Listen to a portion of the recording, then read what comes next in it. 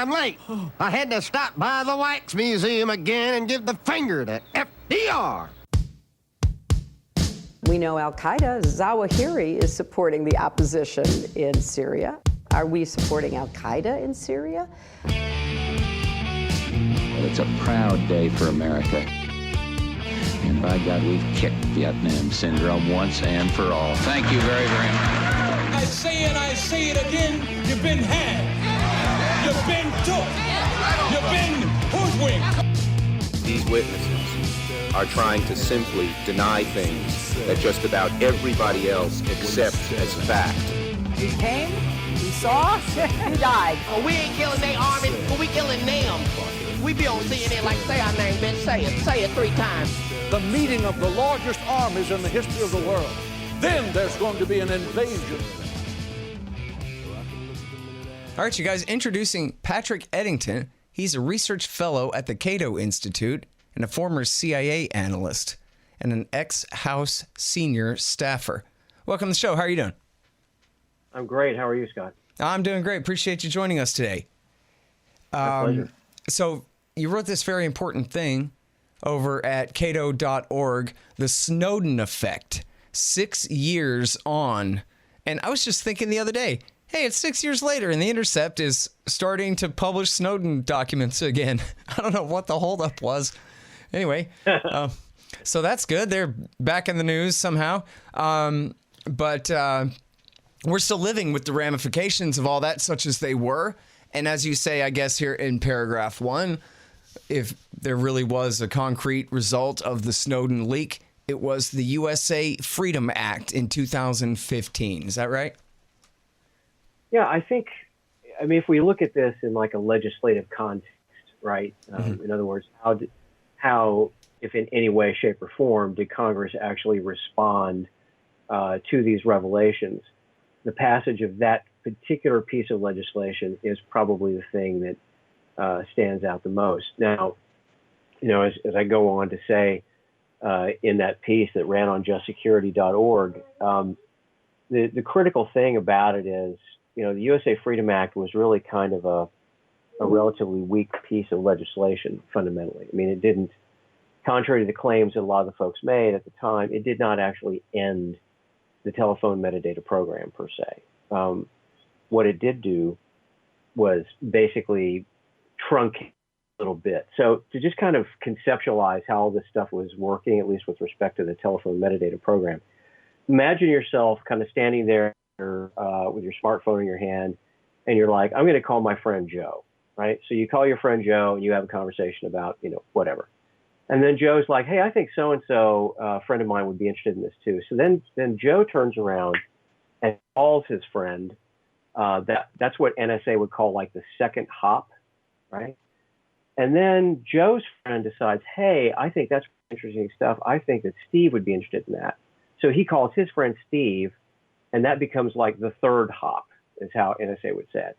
So what they were going after with the original version of the telephone metadata program was essentially not just what you're doing and not just what Joe was doing or talking to, but who Steve was talking to as well, because this is kind of like an NSA version of, 6 degrees of Kevin Bacon or whatever. But in this case, it was like 3 degrees of you. And they would basically kind of wrap all that data up, and they'd be looking at that. And of course, the excuse always was, well, we're trying to find terrorists and so on and so forth. But the plain fact of the matter is mass surveillance of any kind, I don't care whether it's electronic or physical or, whatever, has never stopped an attack on this country. And that was the thing that we found out, right? Thanks to Snowden, is when he, gave the Verizon order, the order that Verizon got from the court, for all this data, all these, millions essentially of call-related, records, that they were literally like just grabbing literally everything that they could.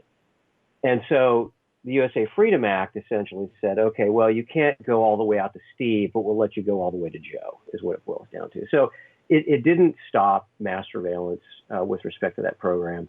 And the program never stopped a terrorist attack on this country. And there's really great archival video out there of Senator Leahy talking to the deputy director of NSA at the time, Steve Inglis, at a hearing in which NSA and the administration had claimed, this is the Obama administration, had claimed that this particular telephone metadata program had stopped like 54 attacks on this country.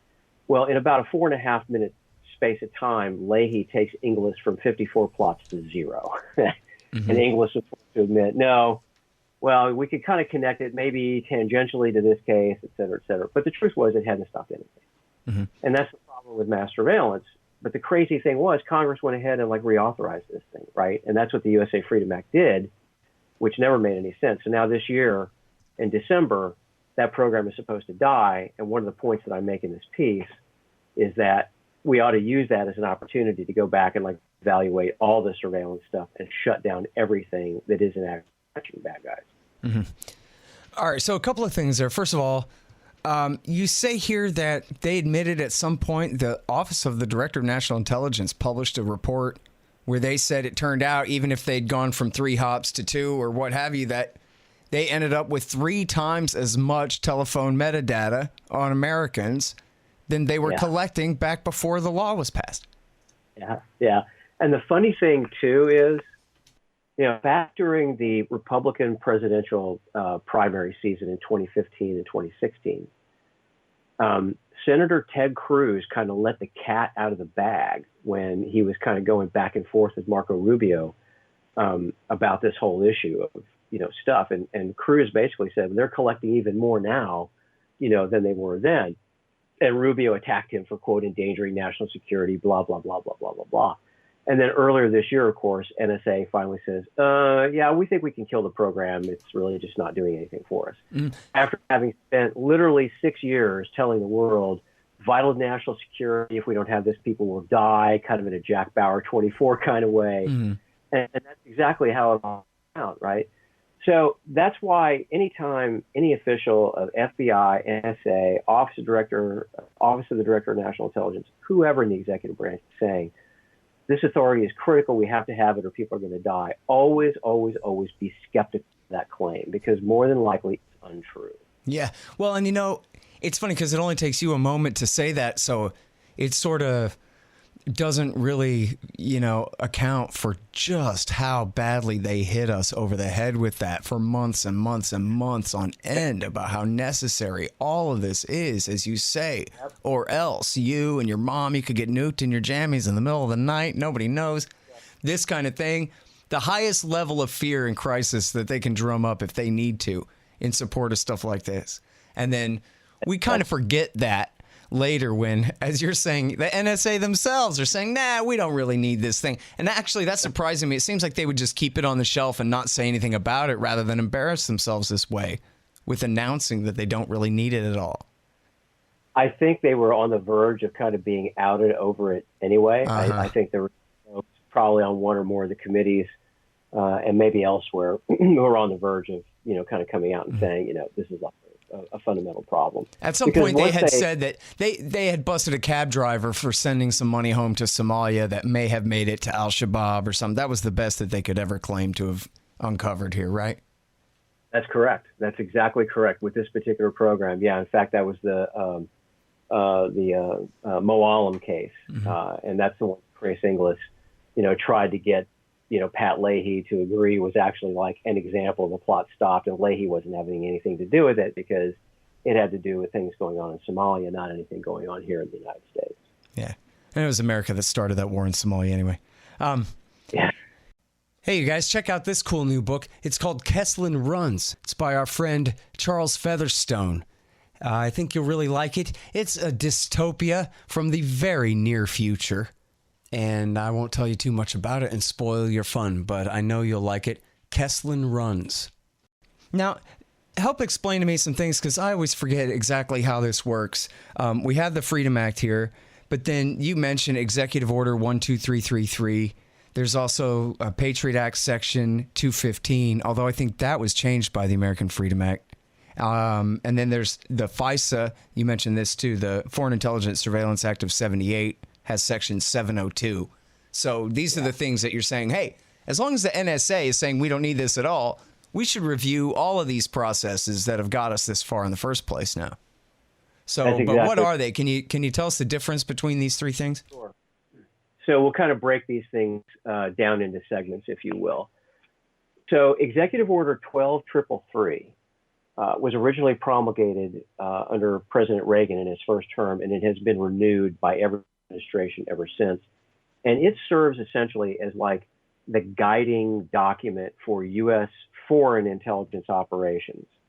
Now, on the surface, you might be thinking, okay, well, that's cool. We want them collecting stuff on potential bad guys and so on and so forth, which we do. But the problem is intelligence collection almost always winds up ensnaring Americans in one fashion or another, and particularly in the digital age, where if you or I are going to place a call, it might go to the tower near my house, and then it's going to get routed maybe to somewhere in D.C., and then it gets routed maybe like through, I don't know, Tokyo or somewhere else. So the way that signals travel, particularly when we talk about email and text messages and stuff like that, anything essentially that's traversing the internet winds up going through these different kinds of nodes, some of which are located here, many of which, however, are located overseas, right? So it's those kinds of communications that ultimately get swept up by NSA and kind of this blanket stuff. And under 12333, they've been able to operate using those particular authorities with basically almost no kind of oversight whatsoever. It was Chuck Grassley just a few years ago who actually found out that the NSA Inspector General had found out that a number of NSA employees had basically been using NSA assets to keep tabs on their former wives or, former lovers or former spouses or even current spouses under Executive Order 12333 authorities, right? So that got a little bit of attention, and then it was kind of swept under the rug. And up until the Private Liberties Board did their examination of this, which is still classified, by the way, and I'm trying to actually get that released, nobody had ever done a really deep dive on it. So think of kind of 12333 like the Wizard of Oz in terms of surveillance. We really have no idea. The public, as a general rule, has no idea what's going on there. Now, the next thing that comes along, of course, is the Patriot Act. And this is passed 6 weeks after the 9/11 attacks. This is legislation that has 160 different components to it. And this telephone metadata program is part of the Section 215 aspect of the bill that you mentioned. But there are other authorities under the Patriot Act that they can use essentially to collect stuff. So the Section 215 also allows them to go after business records. This also became known as the library provision of the Patriot Act, because the American Library Association was really concerned, and it turned out it was a valid concern, that the FBI would basically try to get information on books you were checking out of the library to see if you were reading about, bin Laden, Al-Qaeda, and later on ISIS and all the rest of that. So very, very invasive. And the crazy thing, of course, about the Patriot Act is that this is legislation that's passed before Congress has done anything to investigate how 9/11 happened.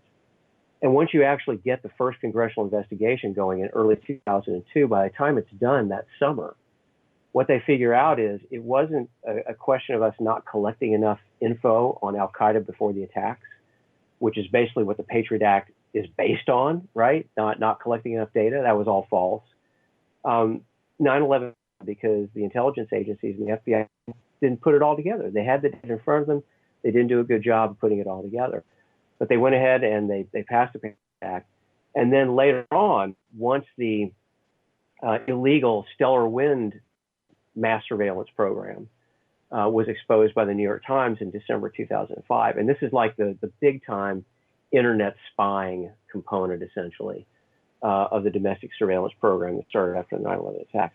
Once that is exposed, then it starts like this 2-year process in Congress of trying to take that illegal Stellar Wind program and make it legal. And they first start out with this stopgap legislation called the Protect America Act, which ultimately turns into what we now call the FISA Amendments Act. And the short of it is, Section 702 of that particular law allows them to go after the communications of just about anybody, particularly in an overseas context. And when they do that, as I explained earlier, because of the nature of the global communication system, they're picking up a tremendous amount of U.S. traffic.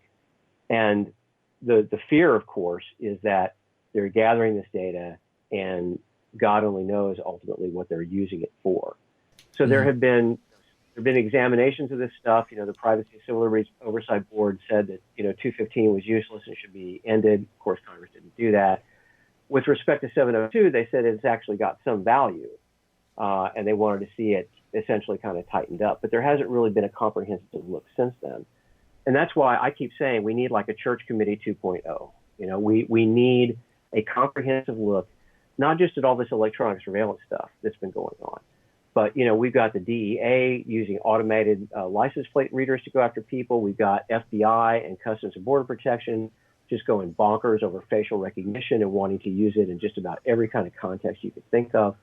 So we need a holistic look at how all this technology and all of these policies and all of these drivers essentially within the FBI, NSA, and the larger national security establishment are kind of creating what amounts to a digital and even physical panopticon for the American people. Yeah, I'm worried about that. It might just make it that much worse where they just share their worst ideas with each other and get it all rubber stamped by the Senate that doesn't give a damn. So I don't know, because it's all law enforcement, the most valuable people in our entire society who must be deferred to on all questions, who want and need this stuff. Who are you to deny them? Yeah. That's like, you might as well be talking about taking vitamins away from pregnant moms or something. How dare you?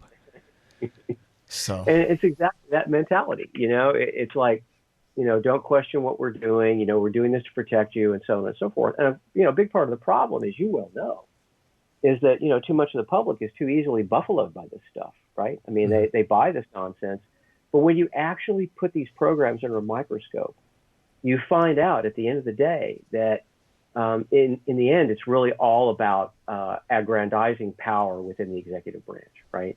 These agencies want more power. They want more ability to do things, whether or not they really should be doing them. And of course, when you give them authorities like this, they say, well, we need money in order to carry it out, right? So it becomes kind of this self-fulfilling prophecy, whereby they're saying, we need more money to do this. We need more authority to do this. And that's the loop, essentially, that gets created. And it's kind of amazing to me that even when we have external entities like the Privacy and Civil Liberties Oversight Board, or this external technology and surveillance review group that Obama set up, come out and say, no, this particular thing, in this case, the telephone metadata program, is useless. We should get rid of it. It's like it's automatic renewal in Congress just because they're so afraid, right, of actually doing something that's pro-liberty. They're afraid of doing something that would actually force them to uphold their oaths, that they took to uphold the Constitution, specifically the Bill of Rights. And that's what's suffering here. Fundamentally, we're changing the very character of the country, by the way that all this stuff is going down, and the way that it's just becoming more and more and more normalized. We have an entire generation of young people now who are going to be graduating high school this summer, who have grown up under this mass surveillance thing. It's all they've ever known. They haven't known, anything else. And that leads to a normalization, essentially, right? And there's no way that in the end, that doesn't change fundamentally the very character of this country. And that's what I fear. That's what I'm most terrified of. Yep. Well, and it's already happening. And, it's funny. It's like Hamilton versus Jefferson on the Constitution in the first place. Whatever the Constitution does not explicitly forbid, it allows. And that's how the bureaucrats treat the law, too. And even then. But essentially, I mean, you're the expert, not me, but I don't think they ever passed a law saying that the U.S. police agencies shall now implement facial recognition and gait recognition and this and that other kind of surveillance methods against us. The bureaucracies just decide to do this. And unless Congress stops them, which they never do, and I guess Congress has to keep paying for it all, but they always do. And so it all just kind of rolls on, unless there's a really specific objection. And Cato really wins one for the guys this time or something. Otherwise, it all just rolls on unchecked. Yeah, I mean, the one victory that we've had, those of us who value a liberty-centric society, the one victory that we've had kind of in this technological arena in the last few years was success in getting rid of those porno scanners in the airports, right? I mean, the ones that would actually take like full nudie x-rays of you as you were going through. They're called backscatter x-ray machines. And when I worked on the Hill, my then boss, Rush Holt of New Jersey, and Jason Chaffetz of Utah kind of tag teamed on this. And they were able to beat up John Pistole, who was the head of TSA at the time. They were able to beat him up enough politically that they forced them ultimately to kind of take those machines out of the airports, and that was definitely a solid, like, real win for privacy. Now, you still got those millimeter wave machines, that are in the airports. And by the way, if you're wondering, are those machines basically worthless from a security standpoint? The answer is yes, they really are. Somebody who knows what they're doing can get by those machines pretty much every time. Hey, all they have to do is pay $68 and then go right through the pre-check line with the rest of us. Yeah, exactly.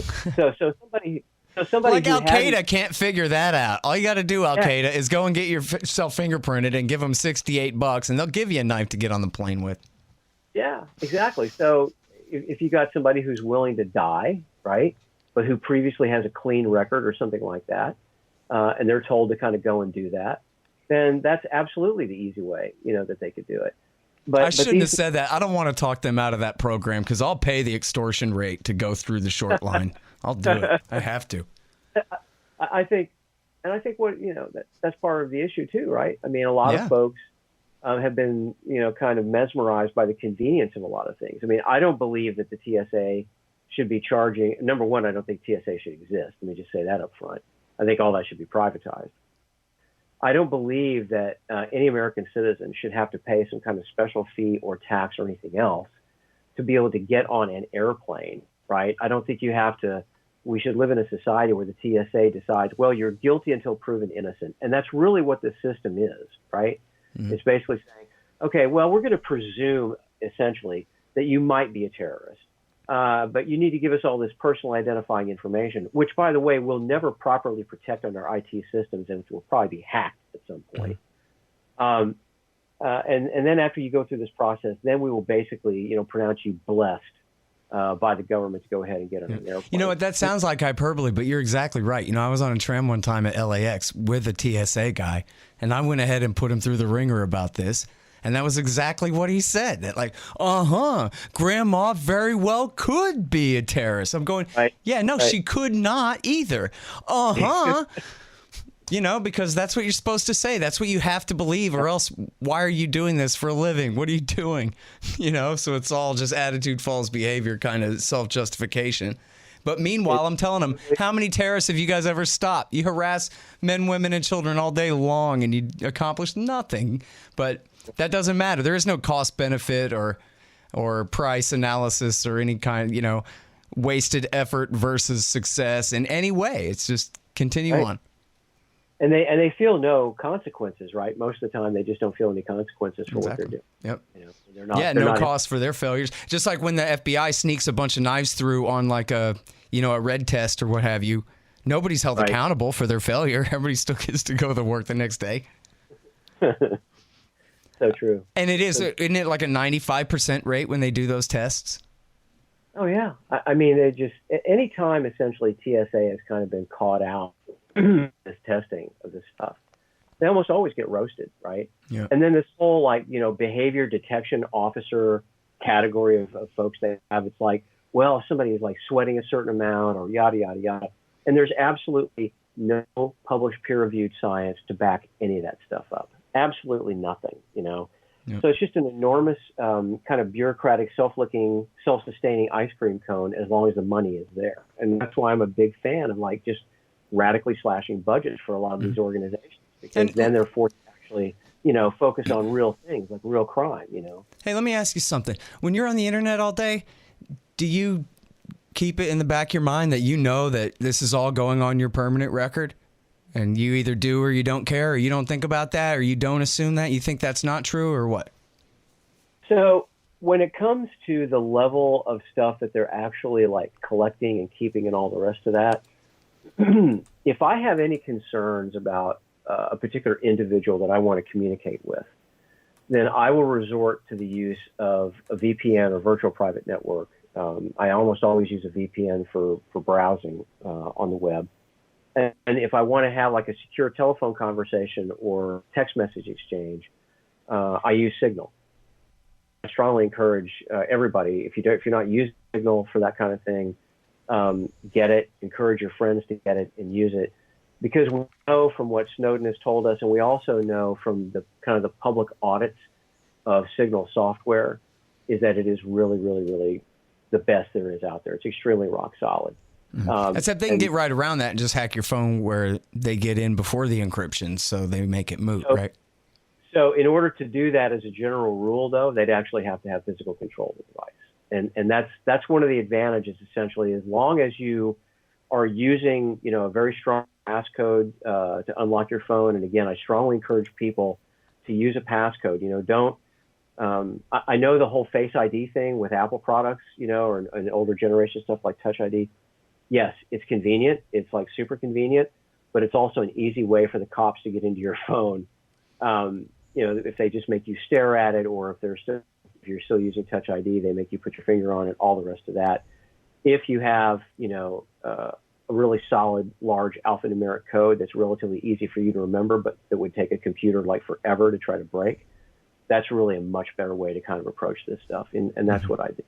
But you put your finger, I think on a fundamental problem is that we simply cannot go through our daily lives in this digital age, especially with any kind of confidence that our stuff is not being collected, in violation of our constitutional rights. And until we get a Congress that has a much more liberty-centric mindset, guys like Justin Amash, guys like Thomas Massey, women like Zoe Lofgren on the Democratic side. She's really great on this kind of stuff.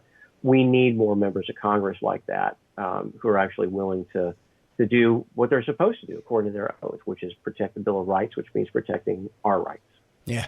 The one that always shocked me the most, I like repeating this one because, I don't know, it worked on me the best out of all of them, I guess, was keeping the location data of your cell phone. In other words, and for up to 5 years, I guess they said, as far as we know.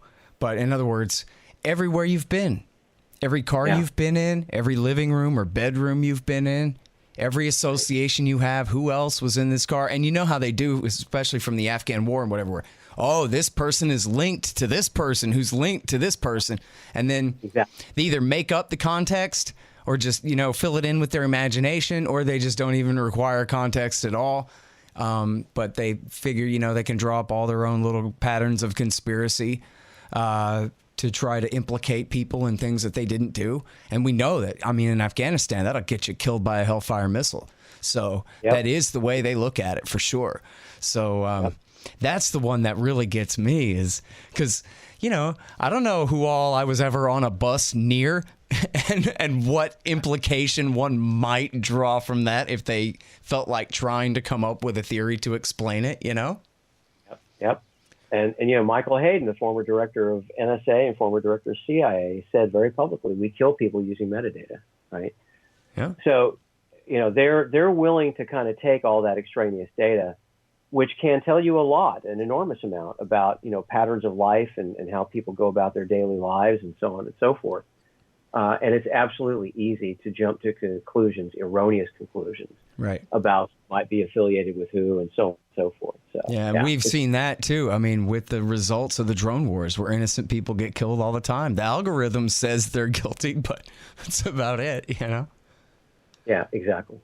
Hey, you guys, check out my institute, libertarianinstitute.org. Did you know I have one? Yeah, I do. Me and the great Sheldon Richman. He's my partner there. It was Will Grigg, the late great Will Grigg. But his book is coming out soon. And we got a lot of great writers there. I hang out on the blog all day long. And we have a lot of great podcasts as well. Myself, Mance Rader, Kyle Anzalone and his great foreign policy podcast, Patrick McFarland and Keith Knight holding it down as well.